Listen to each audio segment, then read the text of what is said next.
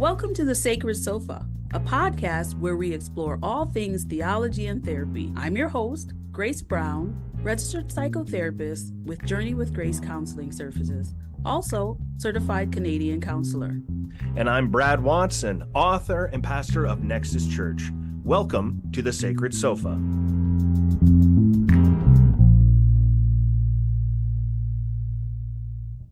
Good morning and welcome to another episode of The Sacred Sofa. I am very excited about this one because we have Grace, as always, and Karla Drader is with us again today. Good morning to you both. Hello, Brad. Hi, Brad.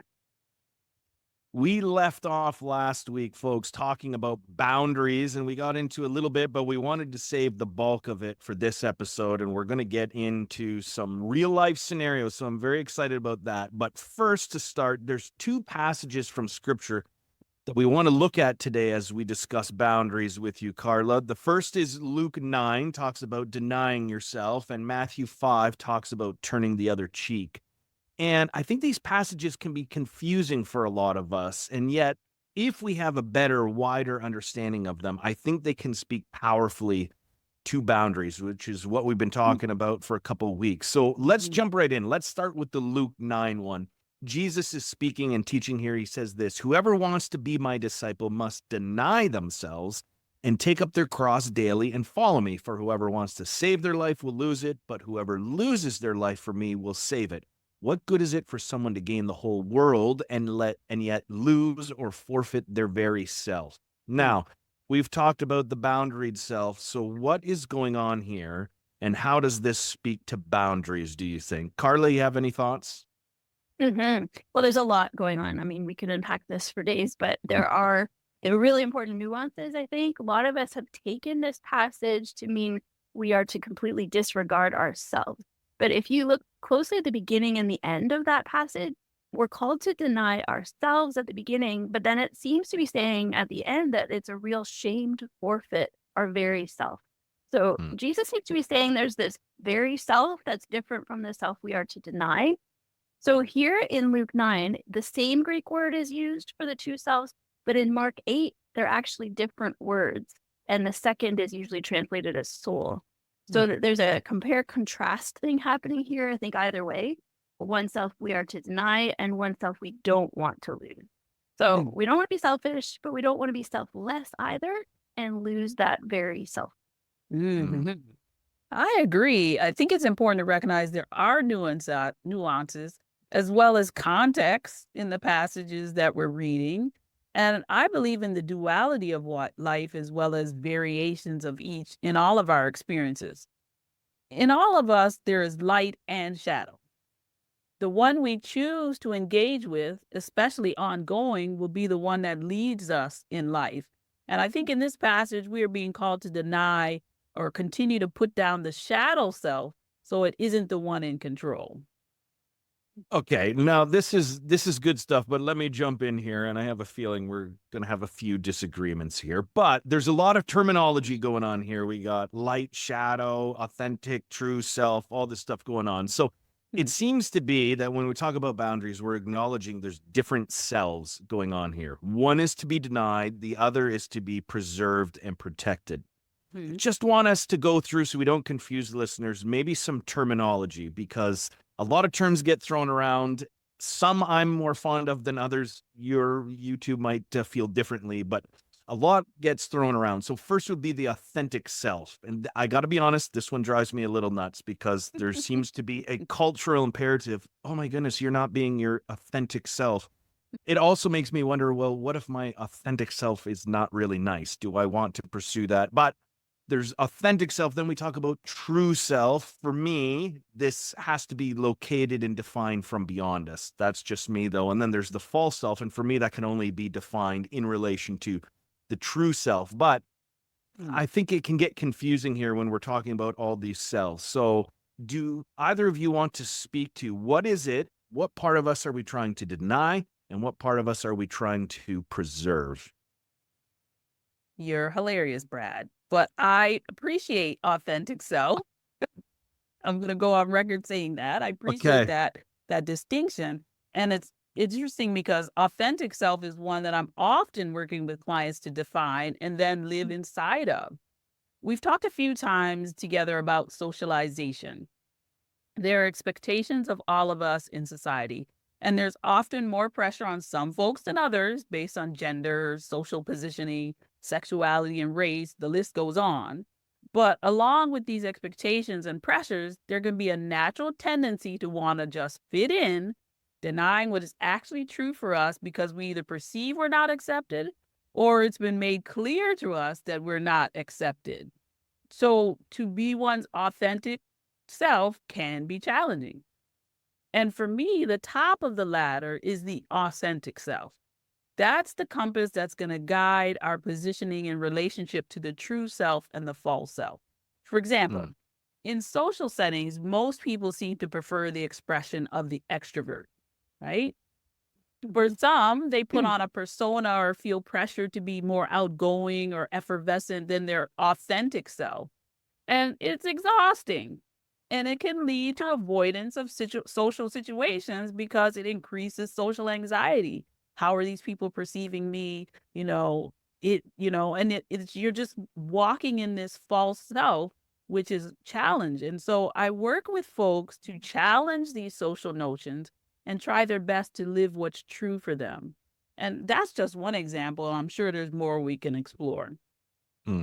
Karla, what about you? I'm interested in your take on this as well.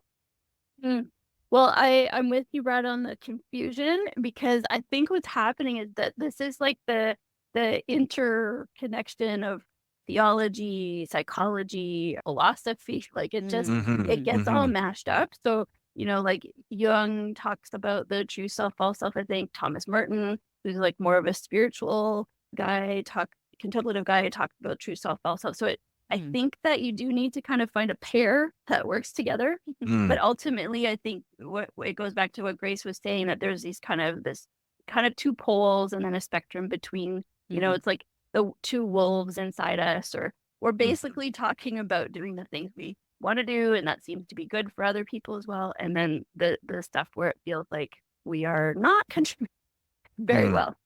So I appreciate, Grace, you saying connecting authentic self with our inner compass, so that there's so many ways, like I said, to describe this, but that authentic self, I would say, I kind of like it. It's that deep place of connectedness to God, ourselves, and others.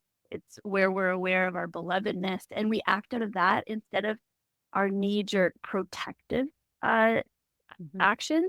So I do get your struggle with authentic self, because I think, of course, like anything gets misused, but I also think there's some great stuff there. And I recently came across Marilyn Vansel, who has a great Enneagram book called Self to Lose, Self to Find. And she uses the term authentic self, and she contrasts it with the term adapted self. So to illustrate our journey with these two selves, she uses the image of a seed that sheds its seed coat. So the seed coat over the seed itself is that adapted self.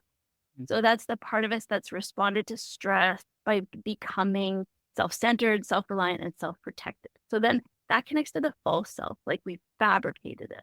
It's not really us. It's the persona that needs to fall away because it's limited and it's fragile. So it's understandable, it's necessary for a time, but Jesus invites us to a deeper place where we're living out of the real thing, rather. So it's not just this simple message of like, just ignore yourself. We need discernment and self-awareness with compassion so that we can stand in that true self. How can we love and give to others if we haven't learned to stand strong in our own power, in our own self? I actually thought I had figured that out. It's called codependency, and not as great as I thought. Oh, that's good. And I think it's good to acknowledge and encouraging at the same time to realize that a lot of different traditions are talking about kind of these two selves, whether it's philosophy, psychology, scripture. I think we see that really clearly in Paul, Romans 7, this battle. I don't do the things I want to do. I do the things I don't want to do, this internal struggle. So however we define it, whatever your preferred terminology is, we're talking about these two selves. And of course, we're talking about this in relation to boundaries. So Karla, in your sermon on boundaries, which was great, by the way, you quoted Richard Rohr, and his book, Falling Upward, was an incredibly significant book for me. I read it in my early 30s, and it actually helped me get rid of a nagging sense of guilt that I carried around career ambitions, wanting certain things. It really helped me in two ways. First, to give me a strong sense of self, and to allow me to know that that's actually necessary and healthy if I'm going to pour it out later for Mhm. others. But it also gave me an idea of the self and building a strong self, not just for the sake of being a strong self, but for the sake of others. And the quote you used is this from him: to harmonize and balance necessary self-care with the constant expansion beyond ourselves to loving others. We're Mhm. not the central reference point anymore. We love in greater and greater circles until we can finally do what Jesus did, love and forgive even our enemies. And I just thought that was a really helpful way. It's not just building a strong self for the sake of itself. Mhm. So can each of you maybe reflect on that for a moment, how building a strong sense of self and pursuing self-care comes with a purpose? Karla?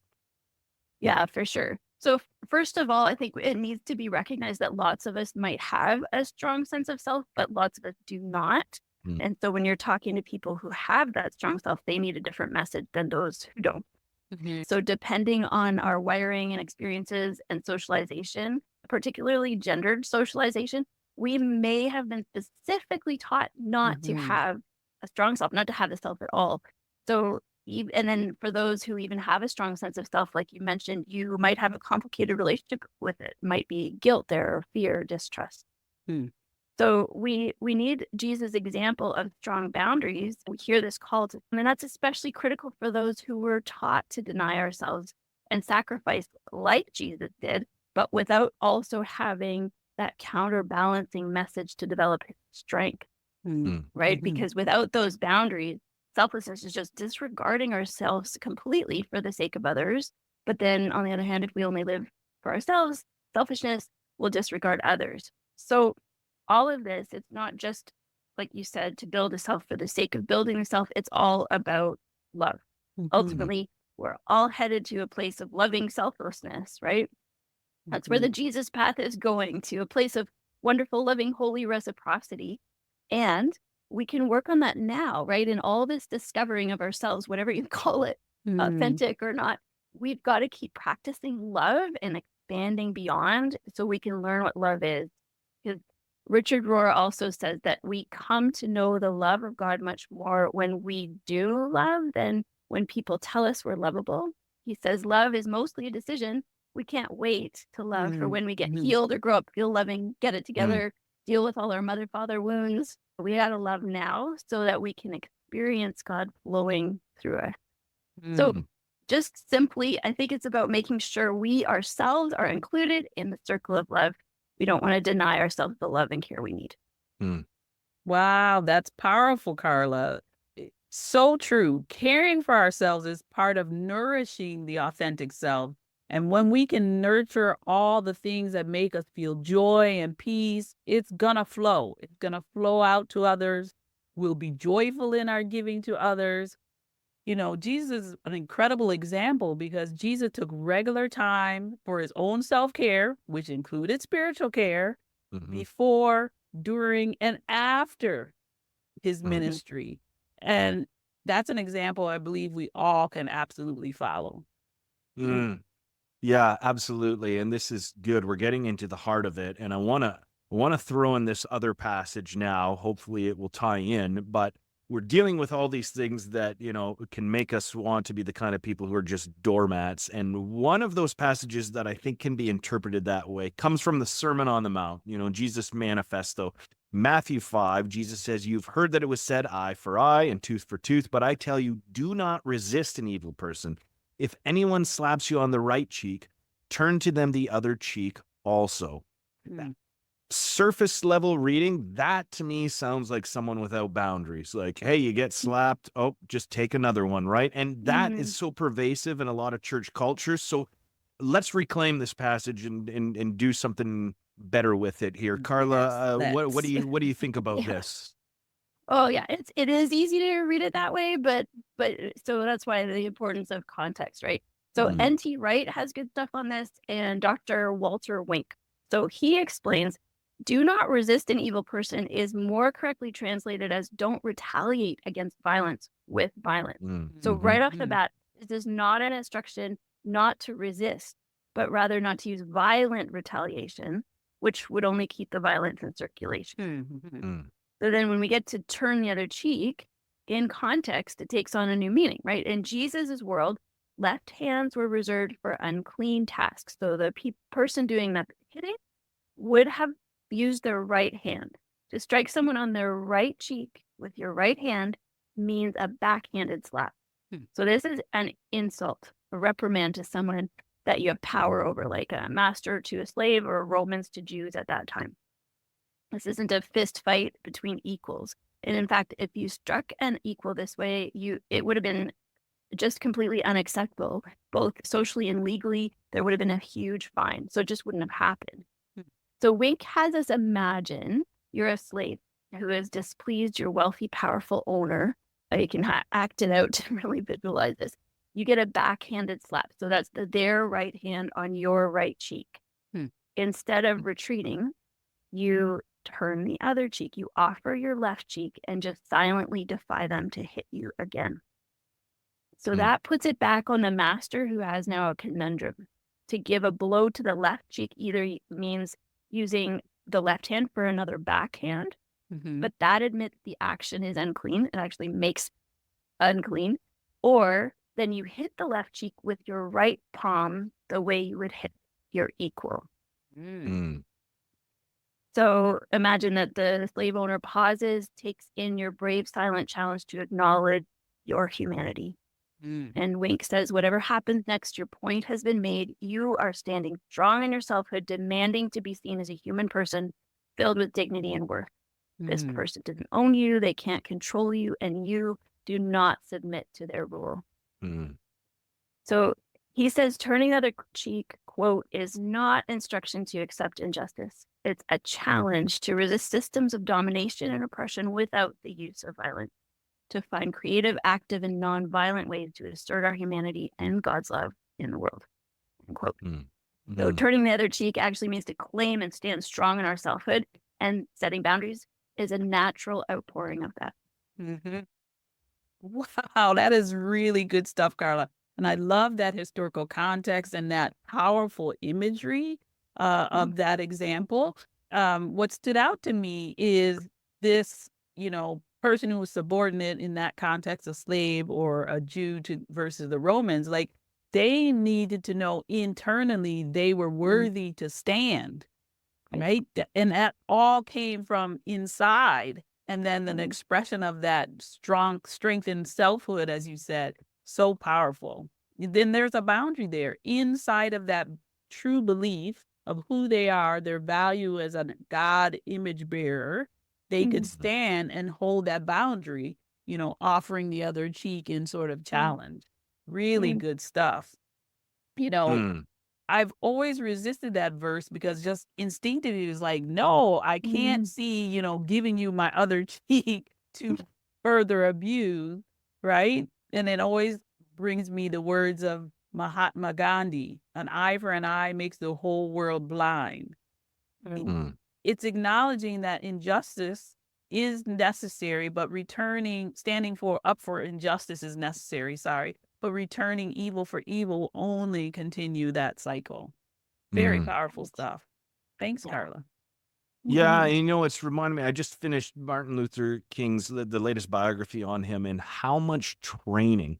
I think that's something we miss a lot of times, the training involved in the civil rights movement, because it's, you get hit on the cheek, your initial response is to fight back, or at least maybe even to run away, right? But to stand and turn that, actually, it just reminded me of a great story of James Baldwin in the civil rights movement, where he spit on, a protester spits on him in the face. And his first response was, "Excuse me, do you have a handkerchief?" Man hands him the handkerchief so he can wipe it off. And then he asks him, "Is that your motorcycle over there?" "Yes, it is." They start talking motorcycles. Apparently, by the end, this angry white man was willing to help them and volunteering for their cause. And it's just, you identify the humanity in someone. And I really liked how you got at that, Karla.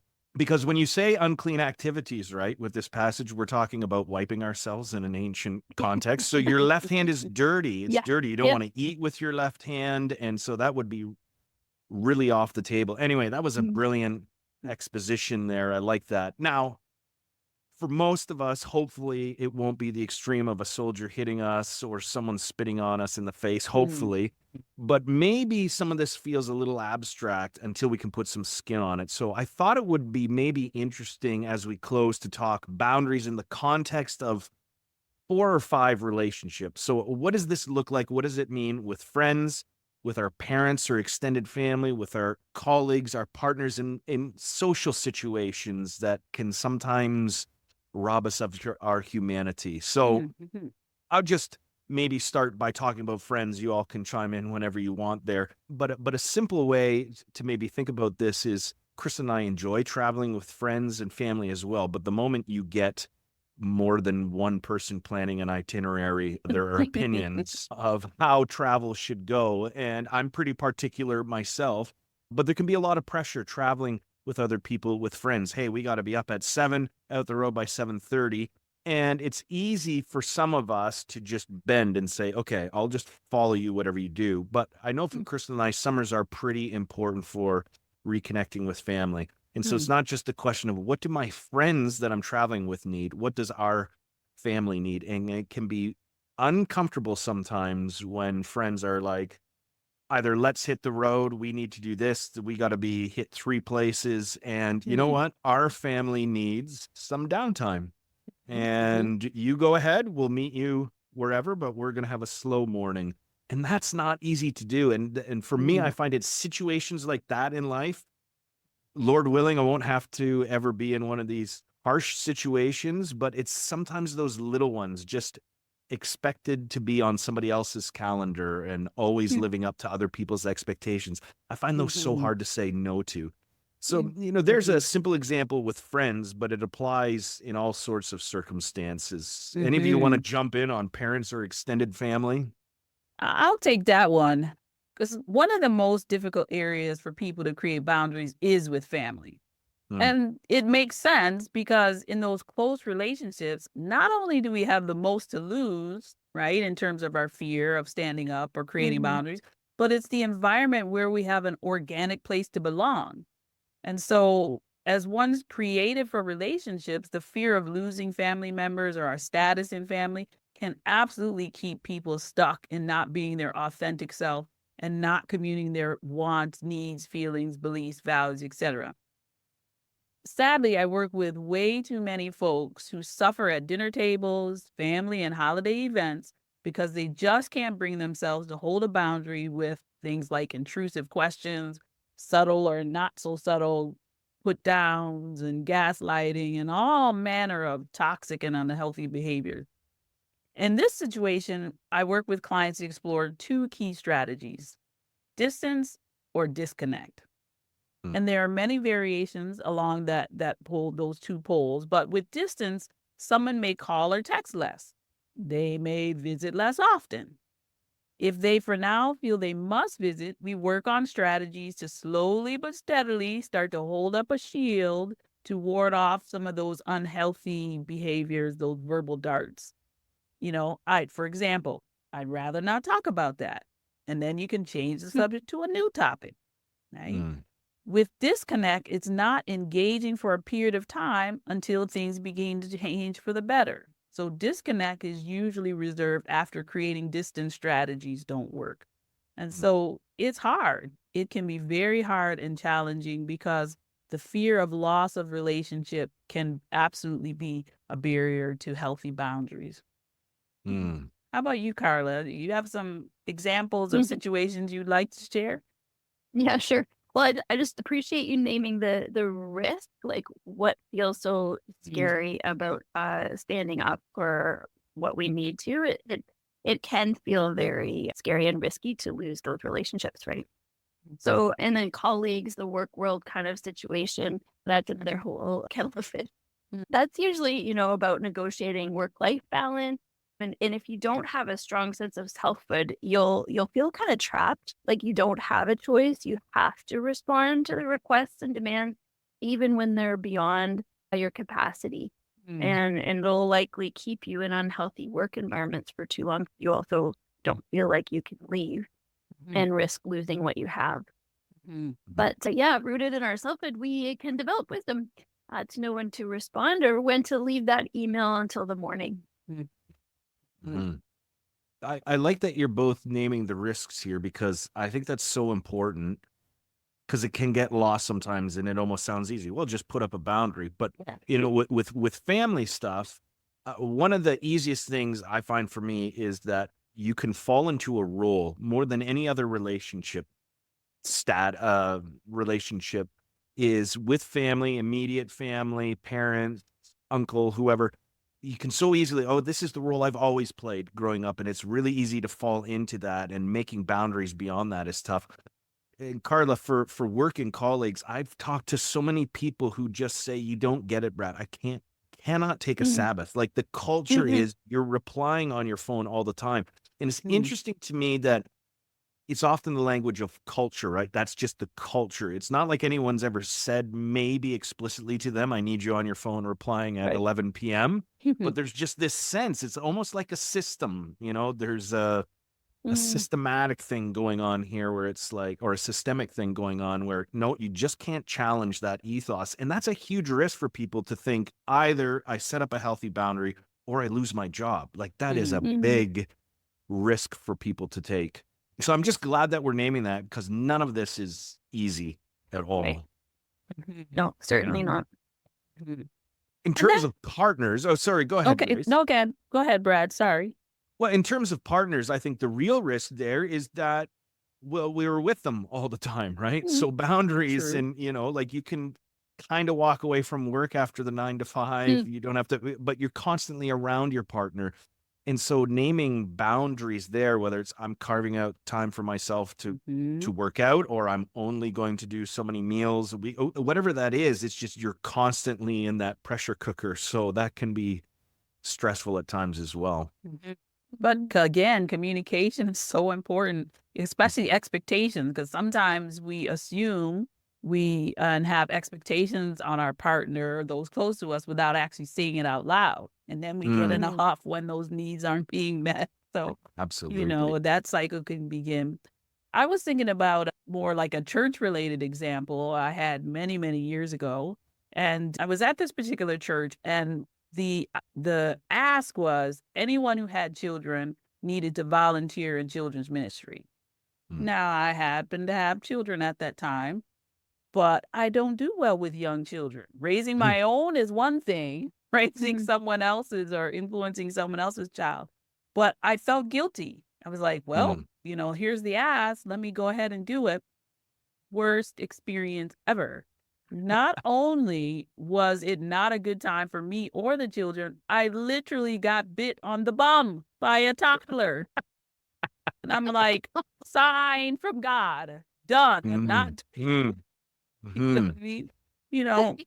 But I That's a allowed boundary. myself, for real, physical and mental. There's no boundary. And it's a humorous story now, but it illustrated for me, okay, I did this thing out of guilt, not of actually skill or passion for this thing. And it literally bit me in the bum. Grace, hey, as a pastor here, I got lots of questions about this, because this to me is such real life and where the rubber hits the road, because you have, I don't like spending time with strange kids either. That's not my giftedness, but then we have competing needs. So you have a community that maybe needs volunteers. And I think one of the risks is, in any church context, you go, okay, well, if I don't do it, I'm essentially putting this work on other people. Somebody else will do it. And so then this is so fascinating to me. Individual needs and boundaries come into conflict with communal needs and boundaries. And how do we thread the needle between those two? Well, I think it goes back to how we began. What is your authentic self in terms of skill, passion, value? And then how does that align with and guide the things I'm going to say yes to, the things I'm going to say no to? I mean, would you ask your mechanic to provide, life-giving surgery? Yeah. Oh, in every other context, we could be like, not a fit. No, thank you. Mm. Why is it any different in our social settings, our family structures, our church structures? Mm. For me, it's like, okay, who has the gifts to do this thing? We're calling those people forward. And sometimes for those people who aren't coming forward, right, even though they have the skill and expertise and, maybe even the interest, if they're not coming forward, the community then has to say, okay, this is a need that's not going to be met. And sometimes we move ahead because we're fear of not meeting the communal need sometimes. So I think there's, lots of wiggle room in terms of challenging and examining some of those things.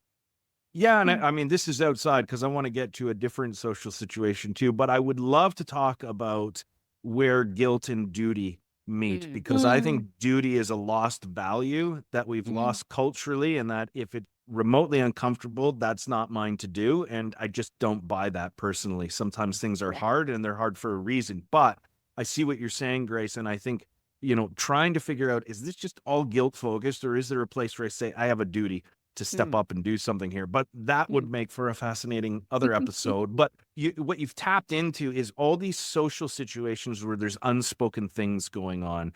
And it doesn't even have to be close relationship. It can be interactions with people in restaurants. Karla, I think you've got a little story on this one. Yeah.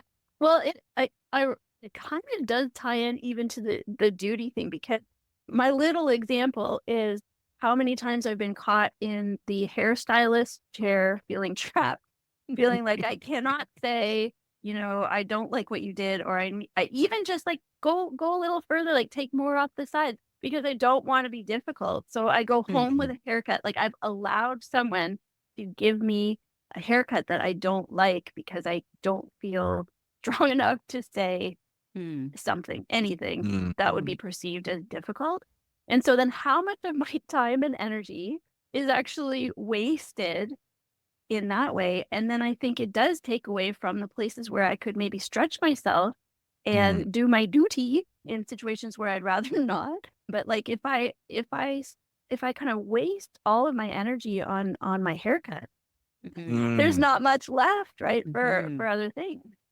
But that's easily recurring. Yeah, well, I resonate with. I've had so many bad haircuts, and not only just accepting it, but when they show you the mirror, being like, "Yeah, that's really good." Lying straight up, like, "Let me out of this chair." No, it clearly is. No. I came home with one once, and my sister said, "Who did you piss off at the buffet?" With a rip in the back. Oh boy. Oh, Yeah, I mean, that's this is real stuff though, whether it's in the hairdresser chair, a restaurant, maybe you're like, this is not what I ordered, this not hot. Like, what do? Do you return it? And all of battling all those things, but at some point going, I'm a human, deserve to be treated for what I'm paying for, whatever it is, and having the courage to say something perhaps without also being the mean person who makes a scene, all that is tricky stuff. So well, this has been fantastic. Thank you so much, Brad, as always. And thank you, Karla, again for joining us. We appreciate being able to engage on a deeper reflection on these materials. We'll be happy to have you back another time, Karla. I know you got more in store for us. Thank you to our listeners. We appreciate you joining us on another episode of The Sacred Sofa. We'll see you both next time.